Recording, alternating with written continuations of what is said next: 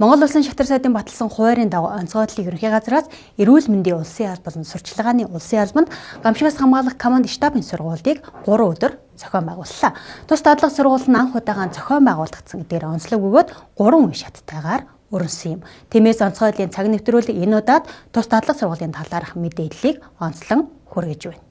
Уур амьсгалын өөрчлөлт хүрээлэн байгаа орчны дороотлын нөлөөгөөр байгаль цагууран гаралтай гамшиг аюулт үзэгдэл шин төрлийн халдвар төвчний давтамж дэлхийд дахин өснө нэмэгдэж байна. Манай хорны хувьд ч гамшиг ослын давтамж улам бүр нэмэгдэх хандлагатай байгаа бөгөөд сүүлийн 10 жил тохиолдсон аюулт үзэгдэл осол өмнөх 10 жилийн дунджаас 32%, нэн ялангуяа ус цагууран гаралтай аюулт үзэгдлийн давтамж 2.9 дахин нэмэгдэжээ. Ард иргэдээ аливаа аюулаас хамгаалсан төрийн нэн тэргүүний үүрэг зорилт байхын зэрэгцээ гамшигаас өрсөн сэргийлэх даван туулахад нийт иргэний оролцоо, хариуцлага, өөрийгөө болон бусдыг хамгаалах, бие биедээ харилцан туслах чадвар ихээхэн чухал болохыг дэлхийн олон орны туршлага сургамжаас харуулж байгаа юм а. Тиймээс гамшигаас хамгаалах бэлэн байдлыг хангах, гамшигүүд шуурхай хариу арга хэмжээ зохион байгуулах бодлогын хүрээнд Монгол Улсын шатар сайдын баталсан хуваарийн дагуу эрүүл мэндийн болон сурчлагын улсын албанд гамшигаас хамгаалах команд штабын сургуулийг зохион байгууллаа. Онцгой байдлын байгууллагаас жилд 2 удаа яам агентлагуудыг оролцуулсан гамшигаас хамгаалах команд штабыг зохион байгуулдаг. Энэ удаад эрүүл мэндийн улсын алба буюу эрүүл мэндийн салбарын хүрээнд анх удаага улсын хэмжээнд команд штабын сургуулийг зохион байгуулж байна. Энэ команд штабын сургуулиар эрүүл мэндийн салбар, эрүүл мэндийн нэгдсэн удирдлага зохицуулалт, аймаг орон нутгийн эрүүл мэндийн газруудын бэлтгэл бэлэн байдал, хүний нөөцийн боломж, дээр нь эм эмнэлгийн хэрэгслийн бэлтгэл бэлэн байдал гэдэг бүх төвшөнд үйл ажиллагаагаа тодтогох, эрсдлээ үнэлэх, түүний дагуу хариу арга хэмжээг зохион байгуулах чиглэлээр энэ команд штабын сургууль бол чиглэгдэж байгаагаар онцлог байгаа. Тэгээ ер нь бол ямар ч үед бол бид нар ковид цар тахлаас мэдээ сургамж авсан. Энэ сургамж дээрээ толгуурлаад яг бодит цагийн байдлын үед хэрхэн ажиллах вэ гэдэг дээр энэ сургууль чиглэгдэж байгаараас ачаалагдaltaй юм аа. Гамшигаас хамгаалах энэ төлөвлөгөөгөө бүх байгууллагууд эрүүл мэндийн яамнаас эхсүүлээд бүх байгууллагууд маань шинчилж ингэж ажилласан байж байгаа. Дадлага сургуулийн үед бол тодорхой асуудлууд дээр бас сургамж авч тодорхой зөвлөмжүүд бас гарч ирж байна. За мөн бид нар яг мэрэгжлийн чиглэлээс анхаарах, яг өмнө баталдсан байгаа дүрм журмууд дээр бас нэмэлт өөрчлөлтүүд хийх ийм хэрэгцээ шаардлагууд бас цөөнгөө харагдлаа. Өмнө нь ийм команд штабын сургуульд манай сурталчилгааны улсын алба хизээч оролцож байгаагүй учраас бидэнд ямар нэгэн альбом бичиг, ямар нэгэн байрах дүрм журм гарсан тушаал шийдвэр юу ч байгаагүй. Тэг цав цагаан цааснаас эхэлсэн. Гэтэл 14 хоногийн дараа гингөт бид нэр сурталчилгааны улсын алба маань төлөвлөгөөтэй болсон байна. Төлөвлөгөөг онцгой байдлын ерөнхий газрынх маань зөвлүүлээ, чиглүүлээд маш их туслаад бий болгосон байна. Тэгээд бид нар ч гэлээ гэсэн эн чинь хэдийгээр бид нар улс төрийн бас нэг онцлогтой албан тушаалын хүмүүс хэдий ч бид нар маш чухал алба хашдаг ийм алба шүү гэдгийг цаашид бас солигдсон засгийн газрынхаа хэвлэл мэдээллийн ажилтнуудад өгөхийн тулд сурталчилгааны улсын алба гэдэг вебсайтыг хөгжүүлж энэ удаагийн сургалтын дараа үлдээж байна. Тэгэхээр засгийн газар солигдоод над чиг шин сэтгүүлч энэ албанд ирээд ажиллахдаа хүш юун сурталчилгааны улсын алба бэ гэж гайхаж суух шаардлагагүй.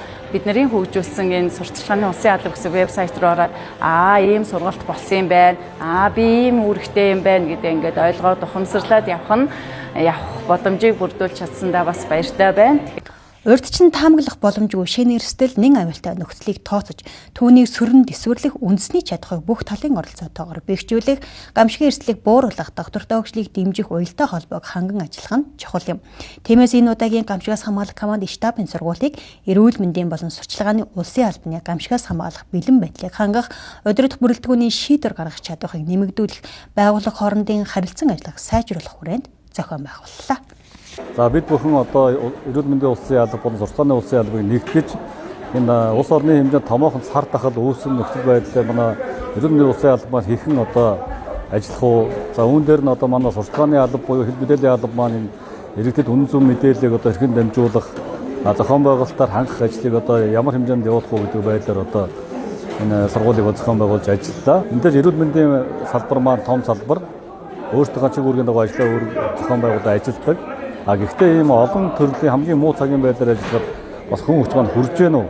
За цаашдаа бус салбаруудтайгаа яаж хамтарч ажиллах бай гэдгийг одоо энэ сургуулаараа олж авсан хамгийн том онцлог тийм сургууль болсон. Урд нь бид бол одоо уламжлалт гаргаад одоо дан гамшигын үеийн сургалт газар хөдлөлт юм уу одоо ковидтэй вирусны гэдэг. Тэгэхээр энэ бол хавсарсан гамшигын үеийн одоо өндөрлөг менежмент хариу арга хэмжээ те эрсдлийн үнэлгээ тэгээ мөн одоо харилцаа холбоо дэд бүтцээ одоо те авч тасралтгүй тусламжаа үзүүлэх ийм одоо бас мэдээллийг нэлээд өргөжүүлж өгч байна гэж үзэж байгаа. Тэгэхээр урд урдын сургалтаас одоо илүү онцлогтой цаашдаа бид одоо төлөвлөлтөө илүү сайжруулах ялангуяа одоо энэ цагуурын одоо тийм өөрчлөлт байгалийн дулаар гамшиг ослын давтамж нэмэгдэж байгаа цаг үед бол магадгүй одоо 2-3 авсарсан гамшиг одоо тохиоллоо гэхэд эрүүл мэндийн систем одоо яаж тасралтгүй доктортой байдлаа хангаж олон хүний амьдлыг аврах вэ гэдэг меншээ өдөржлийнхаа одоо бодлого тийм за энэ одоо төлөвлөлтөө бол илүү сайжруулах шаардлагатай байна. Цаасан дээр биш гамшигын амьд одоо тийм ийм одоо бүтэц бий болгоход бас нэлээ одоо бодлогод бол хийх шаардлагатай гэж үзэж байна. Эрүүл мэндийн салбарын бүх байгууллагууд бас оролцсноор маш онцлогтой юм сургалт боллоо гэж харж байна. За энэ сургалт 3 өдрийн турш болсон сургалт маань зөвхөн одоо нэг онлайн мэдлэгийг бид бүхэн заахаасаа илүүтэйгээр илүү одоо энэ оперативын одоо 8 цагийн байдал хэрхэн шийдвэр гаргах уу, хэрхэн одоо уялдаа холбоотой ажиллах уу. За мөн одоо бид бүхний эрүүл мэндийн салбарт хэрэгжиж байгаа бас мэдээллийн аюулгүй байдал, мэдээллийн одоо энэ технологийн асуудлыг нэгэн зэрэг одоо юм шалгасан одоо юм онцлогтой юм сургалт боллоо гэж үзэж байна. Цаашдаа бид бүхний хувьд бол одоо энэ мэдээлэл солилцох, ялангуяа нэгдсэн удирдлагын зохион байгуулалтанд орох, за мөн одоо энэ гамшигын үе тохиолдоход бэлэн байдлаа хангах хүрээнд одоо холбогдох шийдвэрүүдийг одоо урьдчилсан байдлаар гаргаж одоо бэлтгэл хангах нь хамгийн чухал гэдгийг бас энэ сургалтаар ойлгож авлаа. Эрүүл мэндийн улсын алба болон сурчлагын улсын албан зохион байгуулсан гамшигаас хамгаалах команд штабын сургууль 3 үе шаттайгаар зохион байгуулагдсан. За тус сургуулийн 1-р үе шат буюу яаралтай зарлан мэдээллийн тохиогоор ажиллах дадлаг сургууль яам 53 агентлагийн 3191 ажилтан албаагч 351 техник хэрэгсэлтэйгээр оролцсон юм а. Харин 2-р үе шат буюу удирдах ажилт бүрэлдэхүүний танхимын команд штабын дадлаг сургууль 54 байгууллагын 1362 удирдах бүрэлдэхүүн хамрагдсан байна. Харин 3 дахь үе шат буюу дуурайлган үзүүлэх тактикийн дадлаг сургуулийг 5 аймаг 3 байгууллага 499 алба хаагч 51 техник хэрэгсэлтэйгээр зохион байгуулсан бөгөөд нийт дадлаг сургуульд 552 ажилтан албаагч 401 техник хэрэгсэлтэйгээр оролцож гамшигаас хамгаалах команд штабын сургуулийг амжилттай зохион байгууллаа. Энэ удаагийн команд штабын сургууль нь эрүүл мэндийн болон сурчлагын улсын албаны хамтарсан дадлаг сургууль гэдгээр онцлог юм. Анх удаа улсын хэмжээнд эрүүл мэндийн алба, мэрэгжлийн анги бүх шатны засаг дарганд хамгийн газрын дэргэдэх хэвлэл олон нийтэд харилцагаал мэрэгжилтнүүдийг бүрэн хамруулсан гэдгээр онцлог байлаа. Монгол Улсын засгийн газраас гамшигаас хамгаалах улсын төлөвлөгөөг бол 26 оны 11 сард шинжилэн баталсан. За энэ төлөвлөгөөнд дотор бол хүний гоцалдар төвчний хариу арга хэмжээг төлөвлөлттэйг бол зохион байгуулахыг үүргийг бол эрүүл мэндийн яамд өгсөн. Тэгэхээр энэ төлөвлөгөөгөө бол бас эрүүл мэндийн яам шинжилэн шинээр боловсруулад байгаа. За мөн Монгол Улсын засгийн газрын шийдвэрээр халдвар төвчний хяналт урьдчилан сэргийлэх төвийг одоо бүтэц зохион байгуулалтыг удирдлагыг бол засгийн газраас баталсан. Тэгэхээр энэхүү бас тогтолцоо бол хэрхэн яаж ажиллах нь, төлөвлөгөөнүүд яаж хэрэгжиж ажиллах нь, за салбар дундын хамтын ажиллагаа яаж явагдах нь, за мөн дээрээс нь хэвлэл мэдээллийн энэ одоо томоохон ноцтой нөхцөл байдлын үед хэвлэл мэдээллийн алба хэрхэн ажиллах уу гэдэг энэ талаар бол бас салбар дундын харилцан хамтын ажиллагааг бол сайжруулах зорилготой энэ удаагийн команд штабын сургууль зохион байгуулж байна. Говьалтай аймагт Таргун давхад өвчний хариу арга хэмжээний хээрийн эмнэлэг дийлэх дадлага, Сүхбаатар аймагт хээрийн төмөр төрсөн иргэдэд эмнэлгийн тусламж үйлчилгээ үзүүлэх явуулын хөдөлгөөнд бүлэг, Өмнө Говь аймагт уул уурхай ослын үед эрүүл мэндийн тусламж үзүүлэх явуулын хөдөлгөөнд бүлэг, Орхон аймагт хиймийн ослын үед хордсон иргэдэд эрүүл мэндийн тусламж үйлчилгээ үзүүлэх хээрийн эмнэлэг дийлэх дадлага, Төв аймагт газар хөдлөлтийн гамшигт нэрвэгдсэн иргэдэд эмнэлгийн тусламж үзүүлэх хээрийн эмнэлэг дийлэх дадлага, халдвар төвчин суудлын үндэсний төвд хүний гоц халдвар төвчин цар тахлын тохиоллын мэдээлэл лабораторийн шинжилгээгээр тохиолдол батлагдсан хязгаарлалтын дэглэмийг сахиулах арга хэмжээ, улсын 1-р төв эмнэлэгт хээрийн эмнэлэг дэглэх дадлага, нийслэлийн эрүүл мэндийн газарт эмнэлгийн тусламжийг нэгж байгуулж, сурчлагын улсын албанд гамшигын дараа иргэдийн сэтгэл зүйн дэмжлэг үзүүлэх ухуулах сурчлагын арга хэмжээг зохион байгуулах, тактикийн дуурайлан үзүүлэх сургуулийг тус зохион байгууллаа. Одоо тус хээрийн эмнэлэгт одоо бид хээрийн эмнэлгийг 4100 м2 талбайд одоо 27 нэгж бүхий одоо 210 ажилтнаас бүрдсэн 18 бүлгийн одоо зохион байгуулалттайгаар хүний нөөцийн хүчин чадалтайгаар өнөөдөр амжилттай зохион байгууллаа. За энэ тус хээрийн эмнэлэг маань ямар тусламж үйлчилгээ үзүүлсэн бэ гэхээр 14 мэрэгжлийн ангийн тусламж үйлчилгээг үзүүллээ. Тус мэрэгжлийн ангиуд маань одоо жишээлбэл хэлэх юм бол хүн сангалтын анги, эмийн сан, хээрийн эмийн сан, за дээрэс нь мэс цэцлийн хагалгааны хэсэг, за толгой хүзүүгээд бусад мэс цэцлийн бүх төрлийн одоо тусламж үйлчилгээг үзүүлж байна. За дээрэс нь их хүүхдийн тусламж үйлчилгээг, за гэмтлийн тусламж үйлчилгээ, за мөн сэтгэл зүйн тусламж үйлчилгээ үзүүлэх хэсэгтэй нэгжтэй, за хоол үйлдвэрлэлийн ангитай, за мөн цогц шарил хадгалах хэсэгтэй, явуулын дүр санчилгааны нэгжтэй, за мөн лабораторийн нэгжтэй гэдэг ер нь 14 чиглэлийн мэрэгжлийн анги 18 бүлгийн хүрээнд бол тусламж үйлчилгээ үзүүлж ажиллаа. Бодит байдал, нөхцөл байдал хоёрын ялгаа бол маш их байгаа. Тэгэхээр бид нар одоо сэтгэл зүй болон өөрийнхөө одоо эмч эмнэлгийн мэрэгчлэнүүдийн чадамжийн хувьд ч гэсэндээ хээрийн эмнэлэг дэлгэх одоо бэлтгэлтэй байхын тулд өнөөдөр наацхан сэтгэл зүгээ бэлтгэх хэрэгтэй. Тог те ус цахилгаан энэ байхгүй нөхцөл байдалд яаж ажиллах уу те тэр нөхцөл боломжийг бүрдүүлж яаж тусламж үйлчилгээгээ үзүүлж ажиллах уу гэдэг одоо дадлаг сургуулийг хүртэл хийж сэтгэл зүйн хувьд ч гэсэндээ наацах нь бэлтгэгдсэн байх ёстой.